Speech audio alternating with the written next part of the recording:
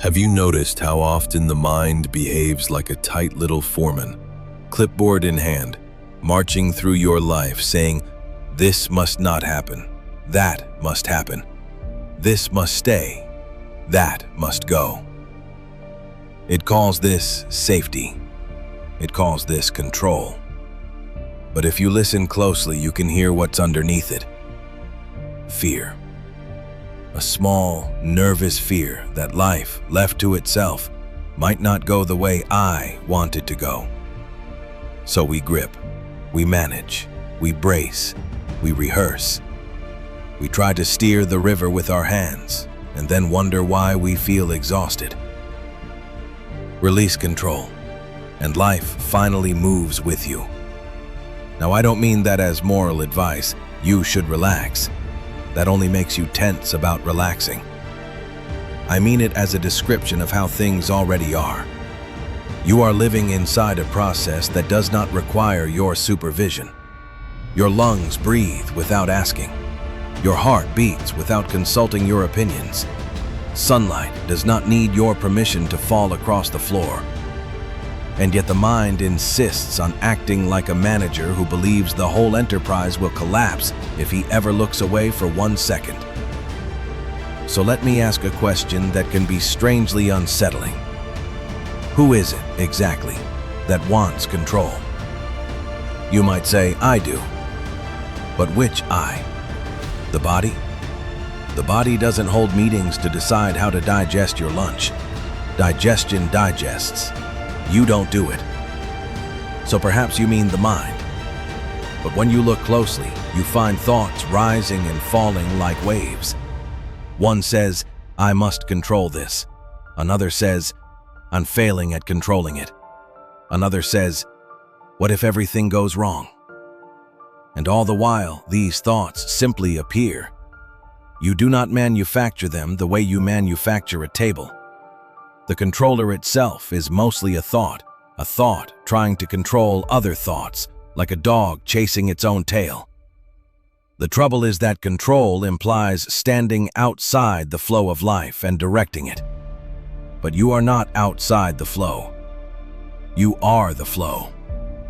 So the effort to control is like a wave trying to control the ocean. It can only thrash, and the thrashing is what we call anxiety. Imagine riding a bicycle while staring down at your handlebars. Am I holding them correctly? Is my grip too tight? Because you're watching your hands rather than the road, you wobble, you tighten, you wobble more. Then you conclude you need more control, when what you need is less. You need to stop interfering with the natural intelligence of balance. Balance isn't something you force. It happens when you stop fighting movement and respond to it. And notice this. Control is always about the future. When you say, I must control myself, you mean, I must guarantee that in the next moment and the next, I will remain acceptable, safe, admired, secure, or at least not humiliated. So you bargain with time. You try to make the unknown behave. But the unknown is not a misbehaving child. It is the very essence of reality. If nothing unknown ever happened, you would not be alive. You would be a photograph. So the craving for control is often a craving for a dead world, fixed, concluded, predictable. And certainty has no music in it. Every night, however, you already practice trust. You sleep. You surrender the whole operation. You do not manage your breathing or supervise your dreams, and yet you wake up. The mind's myth is that without constant supervision, life collapses. But you disprove it nightly. The real reason you can't trust in daylight is simpler. The ego is obsessed with image. It wants to maintain a certain idea of itself in the eyes of others and in its own internal mirror. Since the world is unpredictable, it tries to manage everything: emotions, reputation, relationships, tomorrow, so the image won't crack. But the image is fragile by nature because it's made of thought. You end up living like someone carrying a delicate glass sculpture through a crowded marketplace, flinching at every brush of air. Peace doesn't come from carrying the sculpture more carefully. Peace comes when you realize you are not the sculpture. Release control, and life finally moves with you. You can see how control hides most cleverly in your resistance to feeling. A feeling rises, sadness, fear, irritation, longing, and instantly another movement appears. This should not be here. Get rid of it. Fix it. You think this second movement is intelligence. Often it is just panic. It creates the second problem, not the feeling, but the fight with the feeling. Pain is natural. Resistance is optional. Most of what we call self-control is simply resistance disguised as virtue, pressing a lid on a boiling pot and calling it maturity. But there is a third way. Not clamping, not exploding, allowing. You can allow anger without striking, allow fear without fleeing, allow sadness without turning it into identity. Allowing is not indulgence, it is clarity. When you allow a feeling, you can actually see it and respond. When you resist, you become tense and reactive, and the resistance steals your attention. The same pattern appears in love. The ego uses love as a stabilizer for identity. If you stay, I am safe. If you love me, I am lovable. So it grips the beloved with subtle demands. Be reassuring, be predictable, don't change too much. And the beloved suffocates, because love is alive. It requires space. It is not meant to be safe. It is meant to be real. When you stop using love as a fortress, it becomes an encounter again. You meet the other person as a mystery, not as a possession. You listen without preparing a defense. You allow them to be new. Now think of water. If you fight it, you drown. If you cooperate, it holds you.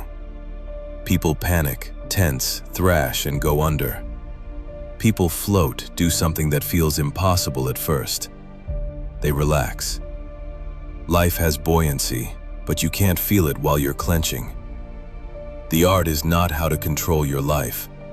It is how to stop fighting it. And the mind will object. If I accept this moment, I'm approving of it.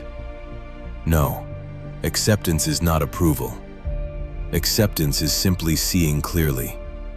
If you're lost in a forest, you don't find your way by denying you're lost.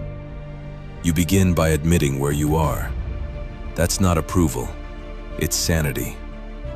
When you stop arguing with reality, you regain the freedom to respond, not from panic, but from presence. Impermanence, too, is not a threat. It is the possibility of freshness. If nothing passed, nothing could happen. A flower is not beautiful because it is permanent. A melody is not beautiful because it can be held. The trouble is not that things change. The trouble is that the ego demands they should not. It tries to control time, always leaning forward. Later I'll arrive, later I'll be secure. And so you live in a future that never arrives, because when it arrives, it is always called now. True attention is quiet. Worry is attention hijacked by fear. The person obsessed with control is often not attentive at all. They're preoccupied with their inner story. So releasing control is not surrender to chaos. It is a return to contact. Contact with the body, the senses, the immediate facts. From that contact, action becomes naturally appropriate, like catching a falling cup, not as a moral effort, but as life functioning. Now let the ending be simple, like a lake at dusk.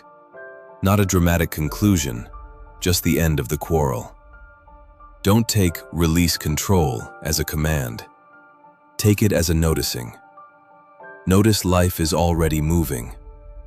Notice breathing is already happening. Notice the moment arriving and vanishing without permission. Then notice the little movement that says, I must add something. I must secure this. That movement is not evil. It is afraid. It confuses not doing with not existing. So try a small experiment. Let the body be as it is. Notice the breath, not you breathing, breathing happening. Notice thoughts rise and pass like clouds. You don't have to push them out. Awareness is present even when thoughts move through it. You are not trapped inside thought. You are the space in which thought happens. And if the mind says, if I stop controlling, I will become nobody. Yes, exactly. Somebody is a mask you've been holding in place. Nobody is openness, freedom from performance, relief from proving you exist. You still use names and plans in practical life, of course. You simply stop mistaking the map for the territory. You will tighten sometimes. You will worry sometimes. That's part of the dance. The trick is not to eliminate tightening forever, but to notice it. And the noticing itself is already a loosening. You soften. You return. Not to an idea, but to immediacy. You do not need to force the river. You do not need to fight the wind. You do not need to hold yourself together like a fragile object. You can loosen. You can float. And you may discover, in the simplest way, that the world is not pushing against you the way you thought. It is moving. And when you stop bracing, it moves with you.